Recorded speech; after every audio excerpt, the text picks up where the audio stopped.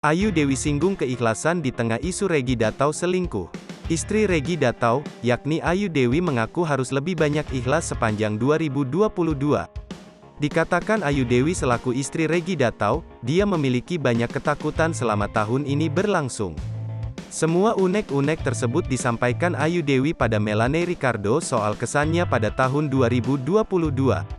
Lantas, Ayu Dewi pun menjawab tahun ini menjadikannya sosok yang lebih ikhlas. Presenter kondang tersebut pun juga mengungkapkan dirinya tahun ini dipenuhi ketakutan. Bahkan ia pun takut untuk bepergian jauh naik pesawat. Menurut Ayu Dewi dirinya hanya bisa pasrah dengan keadaan. Melanie pun menyetujui pernyataan dari Ayu tersebut.